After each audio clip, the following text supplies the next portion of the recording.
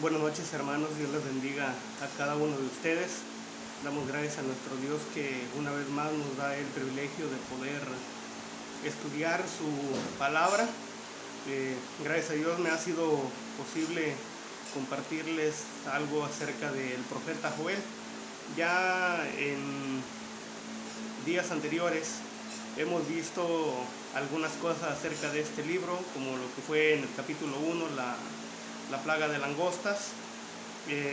Luego vimos en el capítulo 2 una descripción acerca de esa plaga y el cómo estaba afectando al pueblo de Judá, y además de eso también consideramos el llamado de Dios al arrepentimiento y cómo es que Dios les dio promesas al pueblo de Judá si ellos se arrepentían, y por ahí también sacamos algunas aplicaciones. Entonces ahora nos toca continuar con el capítulo 3 de este libro. Ya es poco lo que hace falta, así es que vamos a estudiar. No quiero terminar hoy el capítulo 3, pero pues vamos a ir continuando. Así es que vamos a orar, hermanos, antes de continuar con la clase. Vamos a pedirle a Dios que Él nos dirija y que sea quien nos ayude para que podamos meditar en su palabra. Vamos a orar, hermano. Amoroso Dios y Padre, elevamos nuestra oración a tu gloriosa presencia, dándote gracias por la vida, por la salud que nos das, por el privilegio que nos concedes de poder meditar en tu palabra en esta noche. Te agradecemos por darnos la facilidad de tener tu palabra en nuestras manos y que podamos nosotros ir aprendiendo un poco más acerca de tu voluntad.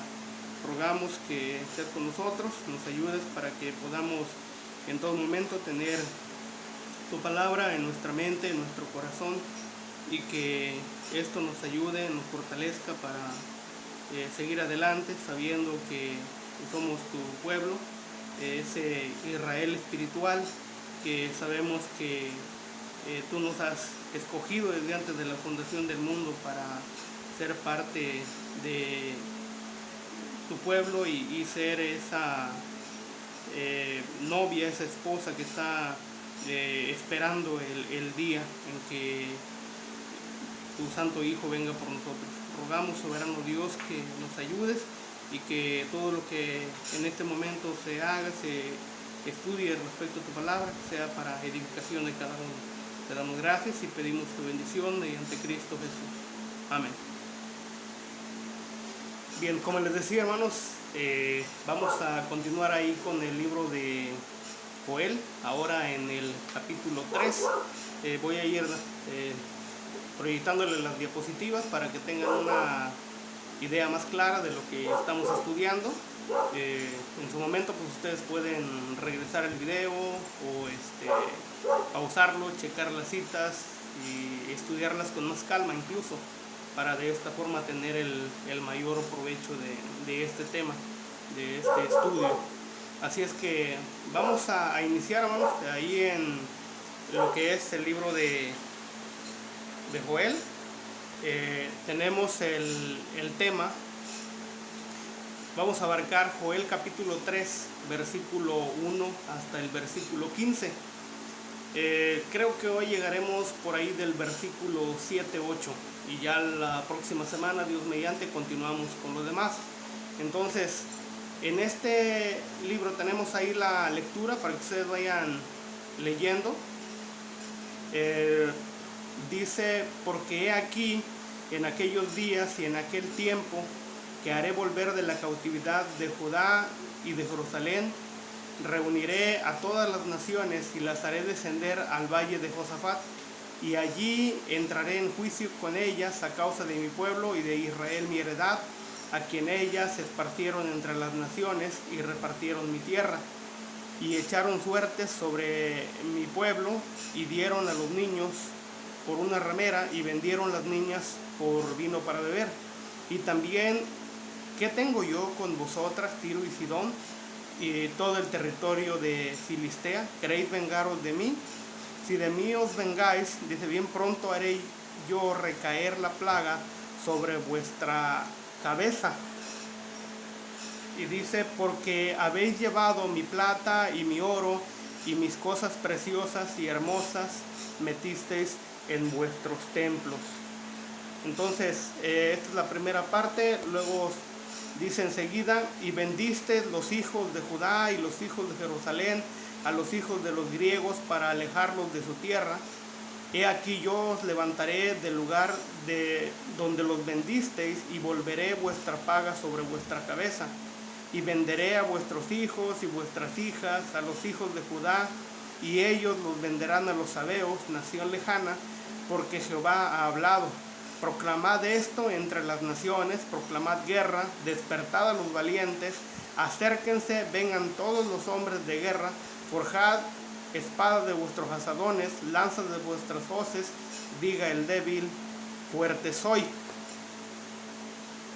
Juntaos y venid naciones todas de alrededor y congregaos, haz venir allí, oh Jehová, a tus fuertes, despiértense las naciones y suban al valle de Josafat, porque allí me sentaré para juzgar a todas las naciones de alrededor. Echad la hoz, porque la mies está ya madura, venid, descended, porque el lagar está lleno, rebosan las cubas, porque mucha es la maldad de ellos. Muchos pueblos en el valle de la decisión, porque cercano está el día de Jehová en el valle de la decisión. El sol y la luna oscurecerán y las estrellas retraerán su resplandor. Hasta ahí la lectura de Joel capítulo 3, versículo 1 al 15. Entonces aquí vamos a considerar el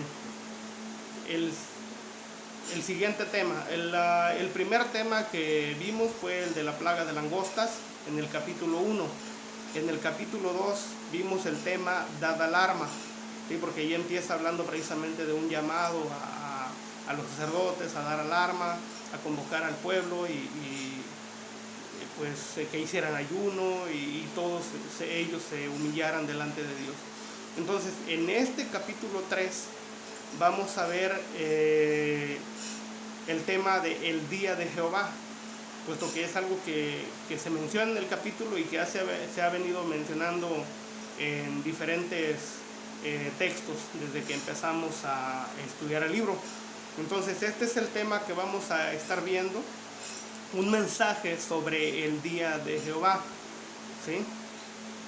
Ahora, aquí vamos a ver 4 preguntas importantes, así de manera breve, para que podamos nosotros tener un panorama y como que agarrarle el hilo, como se dice, de cómo está estructurado el capítulo y poder aprender un poquito aquí.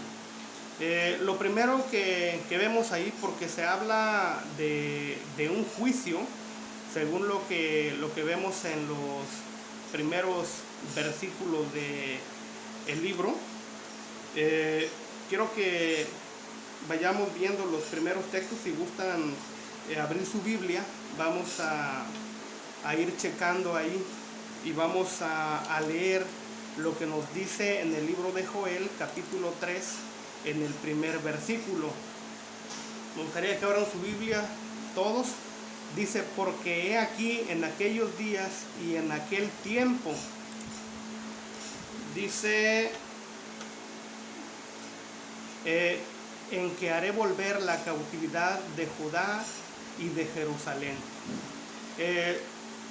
Dice: reuniré a todas las naciones y las haré descender al valle de Josafat, y ahí entraré en juicio con ellas a causa de mi pueblo y de Israel mi heredad, a quien ellas esparcieron entre las naciones y repartieron mi tierra. O sea, lo que Dios les estaba diciendo aquí al pueblo de Judá, les estaba dando una promesa, ¿sí? Les estaba dando una promesa de juicio contra las naciones. O sea, ellos habían sufrido ya por lo de la plaga de langostas, pero ustedes recordarán que cuando empezamos a estudiar el libro, les comentaba que el profeta Joel escribió aproximadamente por ahí del 830, 800 antes de Cristo. Entonces, para ese entonces no se había llevado a cabo ni el cautiverio por mano de los asirios en el 722, ni mucho menos el cautiverio que vino por parte de los babilonios. Pero pues Dios ya sabía todo lo que iba a pasar y les habla de forma anticipada a través del profeta a los de Judá y les dice acerca de qué es lo que iba a suceder en el futuro. Entonces, como ya les habló en el capítulo 2 de lo que tiene que ver con el derramamiento del Espíritu Santo y cómo iba a haber prodigios en el cielo, en la tierra, entonces ahora les va a hablar acerca de ese juicio que se iba a ejecutar, porque iban a ser cautivos, pero iban a volver del cautiverio. Entonces viene la promesa de juicio contra las naciones. ¿Sí? Es lo primero que vemos aquí. Ahora, las preguntas que vamos a ir haciendo para desarrollar este tema, en primer lugar, es quién los juzgará o quién los juzgaría, en este caso, a esas naciones. ¿Sí? Y la respuesta pues, es Dios mismo. Sabemos que Él es el juez. ¿Sí? Ahí en Salmos 82:8, les puse en la pantalla: levántate, oh Dios, juzga la tierra, dice, porque tú heredarás todas las naciones. Entonces, Dios juzgaría a esas naciones. Dios ha juzgado a las naciones durante toda la historia de la raza humana, y Dios también nos va a juzgar a nosotros. Eso lo sabemos. Hay muchos textos en el Nuevo Testamento que nosotros ya tenemos en la mente y estamos seguros que Dios nos va a juzgar un día. ¿Cuándo? No lo sabemos, ¿sí? Pero sabemos que Dios nos va a juzgar. Entonces, para el pueblo de Judá, esta era la promesa. Dios iba a juzgar a las naciones. Era Él mismo. No se trataba del profeta Joel, no. Él no iba a juzgar al pueblo, ¿sí? En este mundo, un predicador no es que el que juzga. El que juzga es Dios. Y es la palabra de Dios la que da las órdenes, la que dice qué está bien y qué está mal. ¿Sí? Entonces es Dios, al final es Dios el que juzga. Y es Dios el que ejecuta juicios también. Todo lo que sucede en el mundo, desastres naturales, desastres que pasan, por ejemplo, en el cielo, en el mar, en la tierra, donde quiera, son cosas que Dios manda, ¿sí? Son ejecuciones de juicio para aquel que sufre las calamidades. Son advertencias, como ya lo he venido mencionando, para nosotros que no estamos pasando por esas situaciones. Y aún, por ejemplo, lo de esta pandemia viene siendo también algo semejante.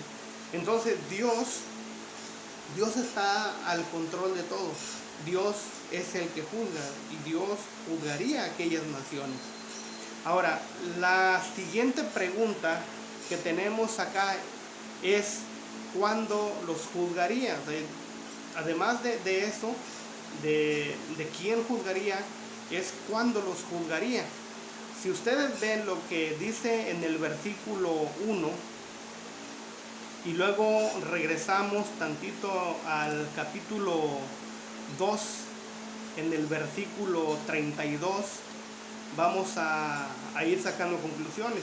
Ahí dice: todo aquel que invocara el nombre de Jehová será salvo, porque en el monte de Sión y en Jerusalén habrá salvación, como ha dicho Jehová. O sea, todo eso está relacionado con lo del derramamiento del Espíritu Santo, ¿sí? Dice el 28: después de esto derramaré mi espíritu sobre toda carne. O sea, después de que viniera lo de la langosta, iba a venir el derramamiento del Espíritu Santo, y con ello dice: todo aquel que invocara el nombre del Señor será salvo. Y cuando llegamos al capítulo 3, nos dice en el texto que por ese mismo tiempo, dice, en aquellos días, en aquel mismo tiempo, dice, en que haré volver la cautividad de Jerusalén. O sea, Dios le estaba poniendo en la mente de los judíos cuándo iba a ser, qué señales, por así decirlo, de ese juicio iba a haber. Primero les dice que iba a ser por el mismo tiempo en que su espíritu fuera derramado. Les dice también cuando todo el que invocara el nombre del Señor sea salvo. Y también menciona aquí en el capítulo 3 que cuando hiciera volver a su pueblo de la cautividad. Al parecer, el regreso de la cautividad fue el cumplimiento inicial, o la manera como comenzó a cumplirse esta profecía, ¿sí? En el regreso. Acuérdense que los judíos estuvieron cautivos desde por ahí del año 600, 586, fueron cautivos en Babilonia, estuvieron 70 años allá y luego regresan al pueblo de Judea otra vez. Entonces, ahí se iba a empezar a cumplir esta profecía. Ahora bien, la siguiente pregunta que tenemos acá en el tema, un mensaje sobre el día de Jehová, es ¿por qué los juzgaría? Ya vimos quién es el que juzgaría, ya vimos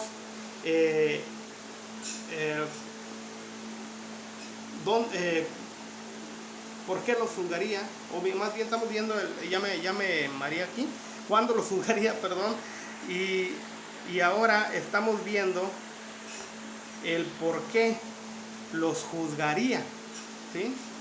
Y ahí les puse las razones de este juicio. En primer lugar, los juzgaría por maltratar a su pueblo, ¿sí? Los pueblos de Filistea, que son los que se mencionan aquí, se mencionan Tiro, se menciona Sidón, se menciona la tierra de los fenicios, Gaza, Edom, se mencionan en este capítulo. Entonces eran los pueblos que estaban involucrados allí. Pero fíjense que en el versículo 2, vean ahí sus Biblias, en Joel capítulo 2, dice: reuniré a todas las naciones. O sea, esto podría dar, o puede dar pie a que muchos crean que se refiere a todas las naciones del mundo, como en este caso Estados Unidos, España y otros países, ¿sí? de como China, Corea y demás, pero no tiene nada que ver con eso, ¿sí?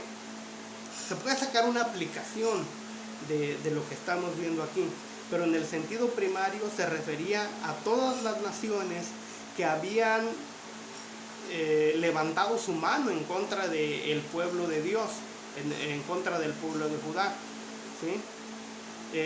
Si ustedes, bueno, ahorita vamos a ir leyendo más allá adelante, fueron naciones que maltrataron al pueblo de Dios y al parecer lo hicieron para ofender a Dios precisamente.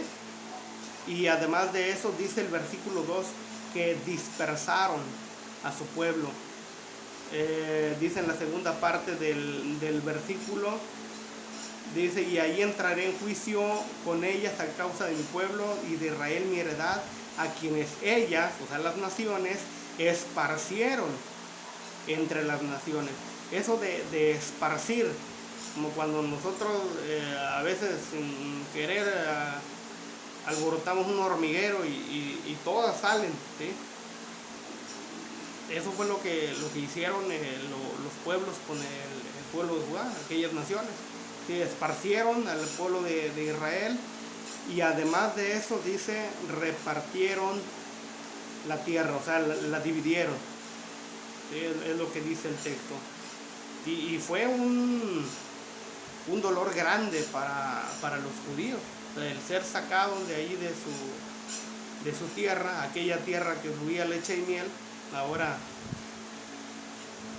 les fue quitada, ¿sí?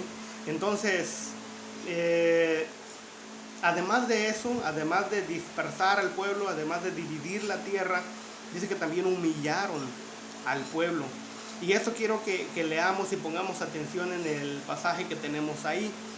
dice: el día que estando tú delante, estoy leyendo Abdías 11, dice: llevaban extraños cautivos su ejército, y extraños entraban por sus puertas y echaban suertes sobre Jerusalén. Tú también eres como uno de ellos. Esto es lo que dice en el texto de Abdías 11, o sea, la distribución de prisioneros de guerra. Eso es lo que ellos hacían. O sea, cuando llevaron cautivo al pueblo de Judá, lo que hacían era echar suerte. Prácticamente el destino de estas personas, de los judíos, se decidía en un lanzamiento de dados. Esa era la manera. ¿Imaginan pasar por una situación semejante?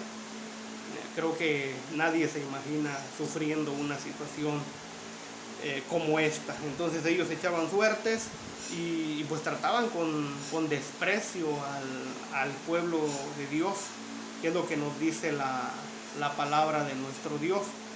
Entonces habían comercializado incluso a los niños israelitas y pues los vendían como esclavos. Noten lo que tenemos enseguida en Nehemías capítulo 3 versículo 10. Dice: sin embargo, ella fue llevada en cautiverio, también sus pequeños fueron estrellados en las encrucijadas de todas las calles, sobre sus varones echaron suertes, todos sus grandes fueron aprisionados con grillos. Fíjense lo que se dice de este pueblo, del pueblo de Judá, cuando fueron llevados al cautiverio. Hasta los niños fueron estrellados, dice, en las encrucijadas. Y era algo terrible, la calamidad que vino sobre ellos. Ahora bien, ahí en la siguiente diapositiva les puse algo más, el hecho de que despreciaban a los niños como otra razón de por qué Dios los juzgaría. ¿Sí? Según lo que tenemos ahí en el versículo 3, noten lo que dice ahí en el versículo 3: y echaron suerte sobre mi pueblo. Estoy leyendo Joel 3:3, perdón. Y echaron suerte sobre mi pueblo y dieron los niños por una ramera. Noten lo que ellos hacían. Y vendieron las niñas por vino para beber. Sí, o sea, era algo terrible que ellos hacían. Y por eso viene lo que dice ya en Amós capítulo 2 versículo 6. Así ha dicho Jehová: por 3 pecados de Israel, y por el cuarto no revocaré su castigo, porque vendieron por dinero al justo y al pobre por un par de zapatos. Y esto es lo que habían hecho con el pueblo de Israel las naciones circunvecinas. Los habían humillado terriblemente. Y por eso, por su maldad, por eso es que Dios los iba a castigar. ¿Sí?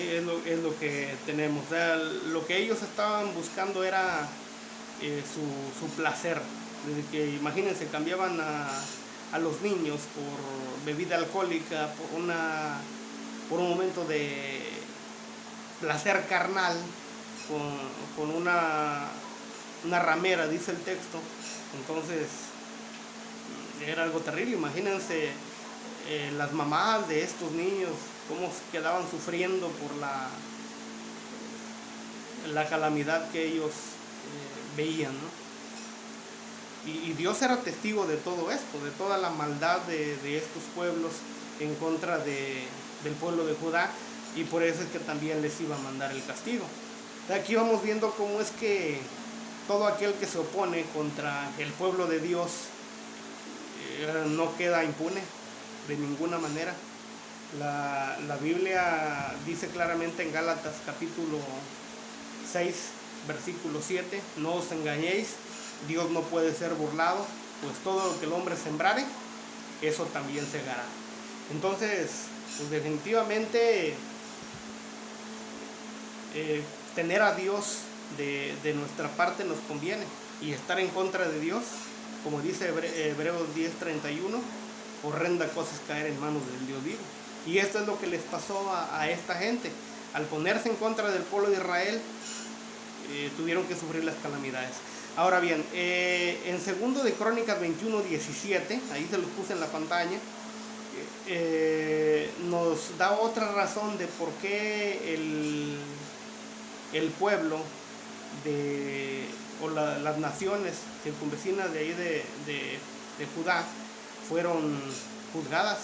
Y dice, y subieron contra Judá e invadieron la tierra y tomaron todos los bienes que hallaron en la casa del rey y a sus hijos y a sus mujeres, y no les quedó más hijos, sino solamente Joacás, el menor de sus hijos. Esto es lo que hicieron, ¿sí? Subieron contra Judá, invadieron la tierra, tomaron los bienes. O sea, en el palacio del rey, en las propiedades del rey, pues sabemos que todo es de Dios. Y en este caso no solamente lo que estaba en el templo, sino en todo el pueblo de Israel era algo que le pertenecía a Dios. Entonces por eso Dios los castiga, porque saquearon al pueblo de Israel. Fíjense lo que dice en el versículo 5 de ahí de Joel capítulo 3. Dice, porque habéis llevado mi plata y mi oro y mis cosas preciosas y hermosas metisteis en vuestros templos.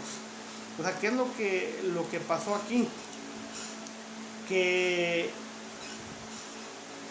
los de Tiro y los de Sidón, además de que vendieron a los hijos de los griegos, ¿sí? Además de que dividieron la tierra, ellos despreciaron a los niños para satisfacer sus deseos, y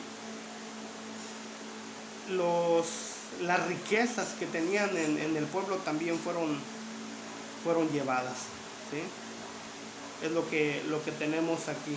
Y hay otros pasajes donde se habla acerca del saqueo del pueblo de Judá, cómo es que les quitaron. Ahí en Segundo de Reyes 14:26, bueno, empezando con el texto de Amós capítulo 1 versículos 6 al 10, dice, así ha dicho Jehová, por 3 pecados de Gaza y por el cuarto no revocaré su castigo, porque llevó cautivo a todo un pueblo para entregarlo a Edom. Prenderé fuego en el muro de Gaza y consumirá sus palacios, destruiré los moradores de Asdod y a los gobernadores de Ascalón, y volveré mi mano contra Ecrón, y el resto de los filisteos perecerá, ha dicho Jehová el Señor. Así ha dicho Jehová, por 3 pecados de Tiro y por el cuarto no revocaré su castigo, porque entregaron a todo un pueblo cautivo a Edom y no se acordaron del pacto de hermanos. Prenderé fuego en el muro de Tiro y consumirá sus palacios. Noten cómo se menciona aquí los diferentes pueblos. Se mencionan lo que es Gaza, se menciona Edom, se menciona también Asdod, se menciona Ecrón. O sea, todos eran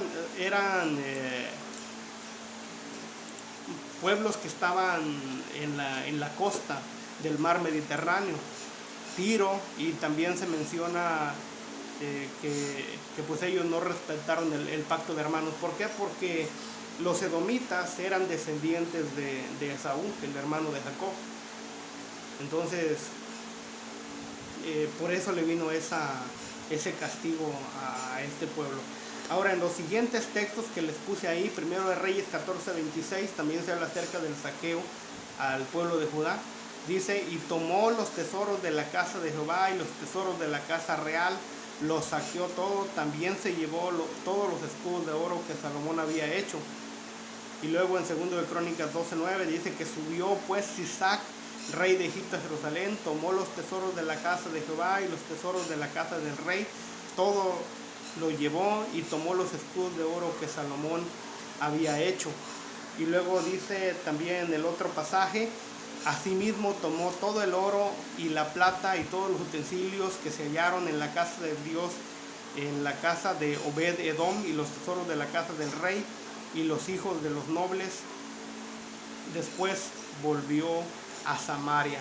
Pues prácticamente estos pueblos despojaron al pueblo de Judá, ¿sí? Se llevaron la riqueza, Y esto es lo que Dios les dice ahí en el texto de Joel 3:5. Ahora bien,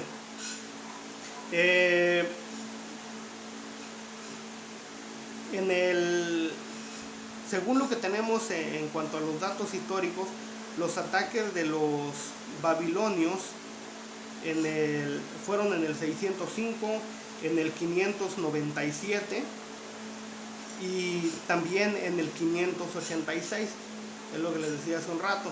Y los tesoros llevados a Babilonia fueron puestos en un templo pagano, probablemente en el que pertenecía al dios pagano Marduk, ¿sí? Entonces, por eso les vino el castigo, porque saquearon al pueblo de Israel. No solamente le hicieron daño a las personas, sino se llevaron los bienes. Ahora, la siguiente pregunta, la cuarta, es ¿cómo los juzgaría? ¿Sí? ¿Cómo los juzgaría Dios a ellos? Según lo que dice, regresando ahí en el capítulo 3 de Joel, ahora en el versículo 2, dice: reuniré a todas las naciones y los haré descender al valle de Josafat, y allí entraré en juicio con ellas a causa de mi pueblo y de Israel mi heredad, a quienes ellas esparcieron entre las naciones y repartieron mi tierra. ¿Sí? Esto del valle de Josafat, o como dice más allá adelante, el valle de la decisión también, pues no es algo literal, sino más que nada es una expresión simbólica, figurada, para dramatizar el hecho de que Dios iba a juzgar a esos pueblos, y el hecho de que era Dios mismo quien iba a actuar en contra de ellos. Porque si ustedes leen allá en el libro de Segundo de Crónicas 20, que espero que de preferencia ahorita tomen su Biblia y lean ese capítulo, ahí se habla de cómo Josafat, estando en guerra contra pueblos enemigos, pueblos que se aliaron para hacer guerra en contra del pueblo de Judá, Josafat lo que hizo fue orar, ¿sí? Junto con el pueblo, les dice al pueblo que confiaran en Dios, y Dios, a través de uno de los profetas, le da el mensaje a Josafat, al pueblo, y les dice: Dios está con ustedes. Se lo estoy diciendo de forma parafraseada, y les dice: van a salir victoriosos. Les da instrucciones, y total que al otro día, cuando ya ellos fueron para ver el campamento de los enemigos, se dieron cuenta cómo la espada de todos estaba contra todos. O sea, se mataron entre ellos mismos, y fue Dios quien actuó ahí. O sea, no hubo necesidad de un combate cuerpo a cuerpo del pueblo de Judá contra los enemigos, sino que Dios fue el que le dio la victoria a Josafat, de una manera milagrosa, podríamos decir. Entonces, posiblemente la expresión que vemos ahí del valle de Josafat se utiliza porque Dios le dio a Josafat, que fue quien reinó, ahí les puse, del 872 al 848, le dio victoria sobre varias naciones aliadas, cerca de un valle que estaba ahí, un valle que estaba cerca de Jerusalén. Creo que después fue conocido como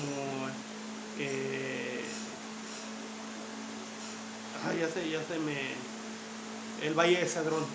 Después fue conocido como el Valle de Cedrón, pero aquí se le menciona como el Valle de Josafat y el Valle de la Decisión. Entonces, una cosa es cierta: Dios los juzgaría, ¿sí? De una manera, ahora sí, pues por encima de lo que ellos pudieron haber imaginado, ¿no? Porque pues se confiaron, actuaron en contra del pueblo de Dios, pero lo que ellos no sabían que estaban siendo movidos incluso por la mano de Dios, porque fue Él quien permitió que el pueblo de Judá fuera llevado cautivo, y fue Dios también quien los regresó de la cautividad y quien castigó a esas naciones enemigas. Entonces, ahí tenemos las 4 razones de por qué Dios juzgó a ese pueblo. Ahora bien, pues ¿qué aprendemos de esto cada uno de nosotros? Para empezar, el hecho de que Dios se da cuenta de todo lo que pasa en este mundo, y por más que alguien quiera librarse de la mano de Dios, si hace el mal, no va a poder, ¿sí? Si ustedes leen lo que dice ahí en el capítulo 3, a ver, ahí les puse otras diapositivas que había, pero ya son todas. En el capítulo 3 de ahí de Joel, en el versículo 7, dice: y aquí yo os levantaré del lugar donde los vendisteis, pues hablando del pueblo de Judá, y volveré vuestra paga sobre vuestra cabeza, y venderé a vuestros hijos y a vuestras hijas a los hijos de Judá, y ellos los venderán a los sabeos, nación lejana, porque Jehová ha hablado. Esto fue lo que se le dijo a este pueblo, ¿sí? O sea, Dios iba a revertir todo, es lo que nos dice aquí en el 7 y 8.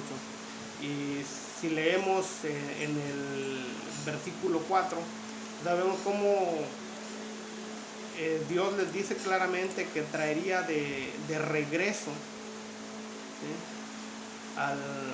al pueblo que fue maltratado por, como dice ahí en el versículo 4, Tiro, Sidón, todo el territorio de Filistea. O sea, ellos querían hacer esto como venganza hacia Dios, pero Dios les dice: si se vengan de mí, dice, bien pronto yo haré caer la paga sobre vuestra cabeza. Ahora sí, como se le dijo a Pablo, ¿no?, cuando aún era Saulo de Tarso, allá en el camino a Damasco, que se le dice: dura cosa te es dar cosas contra el aguijón. Era lo mismo con estas naciones de la tierra de los filisteos, y estaban dando cosas contra el aguijón cuando ellos se pusieron a hacerle guerra y a hacerle daño al pueblo de Dios. Y como les decía, era Dios quien estaba al control de todo. Fue Dios quien les endureció el corazón, tal como pasó con Faraón, ¿sí? Y también ahora sí vienen las consecuencias. No hay acto del ser humano que no traiga un resultado, una consecuencia.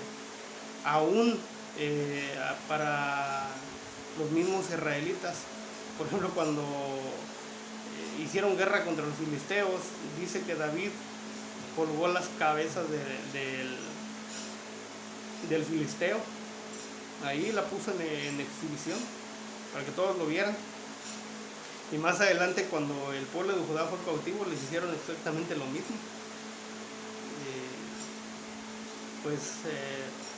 Nosotros ¿qué podemos esperar? Aún la misma gente lo dice, hablan de la ley de la causa y el efecto, otros hablan del famoso karma, y siempre dicen: una buena acción trae un buen resultado, una mala acción trae un mal resultado. Y es así. Si nosotros hacemos el bien, tengamos por seguro que Dios nos va a hacer el bien. ¿Cómo? Ni nos vamos a dar cuenta tal vez, pero Dios definitivamente nos bendice cuando nosotros hacemos el bien. No quiere decir que vamos a hacer el bien con el interés de que Dios nos bendiga, precisamente, porque eso ya no sería generoso, pero sí, es una realidad que a todo aquel que hace el bien, Dios lo bendice. La Biblia sí lo dice. Y al que hace el mal, pues no se puede escapar también, como les pasó a ellos. Ellos estaban siendo controlados por Dios, así como fue en el caso de Judas. Judas Iscariote, Jesús ya sabía. Y le dice: lo que vas a hacer, hazlo más pronto. Entonces, hay muchas cosas a veces un tanto complicadas de entender para nosotros, pero que son una realidad tratándose de la soberanía de Dios y cómo Él actúa en nuestras vidas, y muchas veces nosotros tal vez no lo entendemos. Fíjense, aún la cautividad para el pueblo de Israel y ese sufrimiento que ellos tuvieron era por algo bueno, porque Dios lo que quería era hacer reflexionar al pueblo de Judá, que ellos dejaran de practicar la idolatría, que dejaran de obstinarse en hacer el mal. Y sí que quedaron curados, porque después de que regresaron del cautiverio, jamás volvieron a adorar a otros dioses. Entonces aprendieron bien la lección, pero fue necesario el castigo. Así es que pues nosotros no esperemos que pase lo mismo.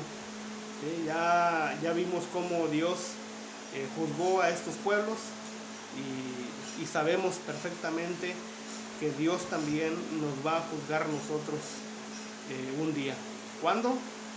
No lo sabemos. Y al igual que estos pueblos fueron ahora sí llamados al valle de Josafat, o al valle de la decisión, le puedo decir que nosotros también estamos en ese valle de la decisión, todos.